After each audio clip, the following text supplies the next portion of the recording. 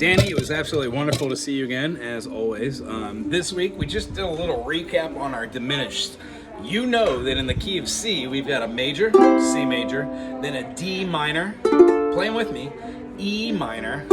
Next, we go to an F major. F major goes to the G major. G major goes to the A minor. And then A minor goes to the B diminished. And then resolves to the C. What we worked on today is just seeing that when we play something like our B diminished, and we scoot up the key from C major to C sharp, it now becomes a B sharp diminished. B sharp, C sharp. The reason why? We've got C sharp, D sharp, E sharp, F sharp, G sharp, A sharp, B sharp, which you and I know as being a C major, which is fine, but when we play it in the key of C sharp, that B sharp is a C major, and then it resolves to a C major. Reason being, we've talked about this over and over. You and I would not say things twice, win, talking. So, in the key of C sharp, I'm not going to say C sharp, D sharp, E sharp, F sharp, G sharp, A sharp, C flat, C. That would be ridiculous. Now, all these sharps seem ridiculous as well. C sharp, D sharp, E sharp, F sharp, G sharp, E sharp. The caveat is you could change it from a C sharp to a D flat, right? Because they're both the same note. In the key of D flat, we've got 5 flats. Now, it's not really less than 7. It's 2 less, but reading it on the grand staff would be easier. What we did today, and I'll include a picture today in our email, we looked at how to take our major 7s, like our C major, and move down a half step, utilizing the B note or the C flat. So what we have here is basically moving the C to a B and then to a B flat for the C dominant. C major 7, C dominant, except we'd use the right fingies, right? Wonderful. Well, in the key of G, we do the same thing. This is the B and the D making the bookends, but this finger is the G, and it goes down to a G flat, then to a F.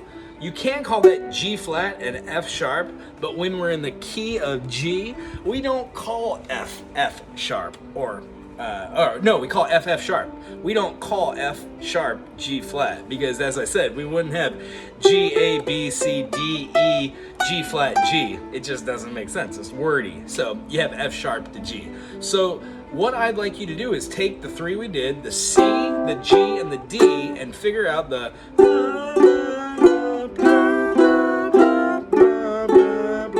I'm sorry, we didn't do the D, we did the A. So A major, we moved down the A to the A flat, and then we take the A flat off for the G with the C sharp, giving us the A dominant 7, or the A7. What I would like you to do this week is to write down on a piece of paper all of those, and then play a song that is consistent of having all 3 of those, no matter what it is. Keep them together. So if your song is going to be C, A, G,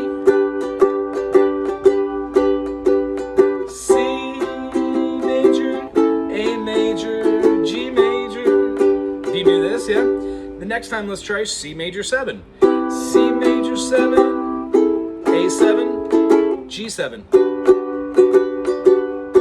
C7, A major 7, G7. Now let's try all the dominants. C dominant, A dominant, G dominant.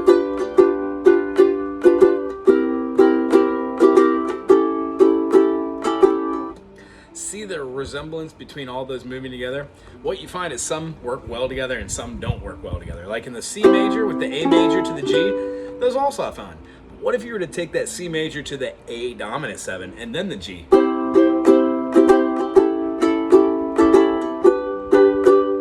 And then that B diminished. What you're seeing is you're able to move the intervals of the tones by adding and subtracting notes, thusly making a song. So when we're writing our songs together, we could throw any random song at the board. Our example today was if we were in the key of like A or D or C, we could throw different intervals in there, and then we could substitute our minors for minors and majors for majors. So if we're doing a 1-4-5 2 progression, which in the key of C would be 1, C major, C, D, E, F, F major, F, G, 5, and then a 2 to the D minor. So if we had C, F, G, D minor, if I kept playing that over and over again, maybe one of those times instead of playing the F major, I could play another major chord. Well, the only other major chord I have in there, I'm already playing. The C and the G are my majors with the F.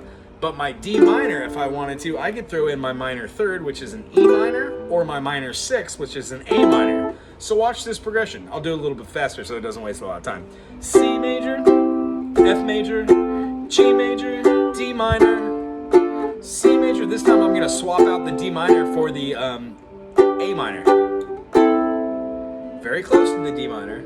Still has a melancholy sound. Or I could swap it out for my minor third, the E minor. C, F, G, E minor. Or I could do 2 of those minors together and share the bar. C, F, G, E, D. See how that was a moving note?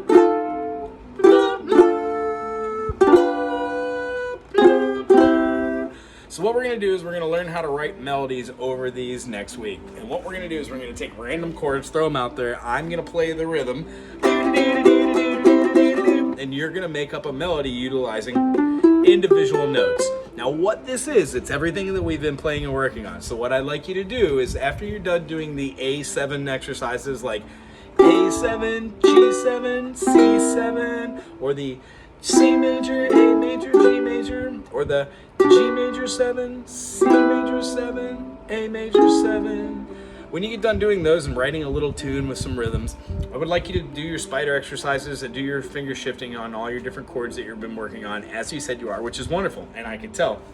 But this week, I would like you to revisit our major scales. Now, our open C string is going to be the one down low, the thickest string. We're going to put our second finger on the 2nd fret to get a D note. Our open note is going to be an E. Our first finger is going to go down on that E string to make an F. Then we're going to skip a whole string, hit our G. We're going to go play the open A right above it. We're going to sharpen that from an A past the B flat and go to a B, and then hit the C. All together we've got a C, D, open E, G, F, G, A, B, C, right? C major, D minor, E minor, F major, G major, A minor, B diminished, C. And what I want you to do is pick 4 chords, doesn't matter what they are, write them down, play each one for 4 beats, and then record yourself if you can. If not, I'll be your recording next week. But what I'd like you to do is start working on a melody. Off the top of my head, if I were to play F, G, C, and A, or how about F, G, A, and C? F, G, A minor, and C.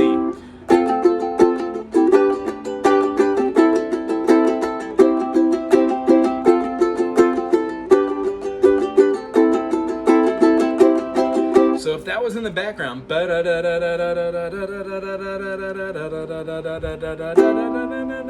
I could have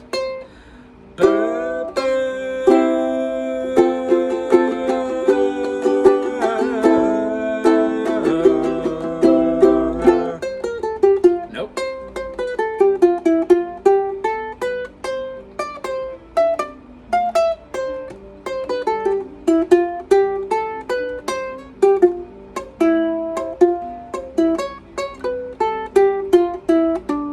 Hear how I'm playing individual notes, and in the back of my mind I'm still hearing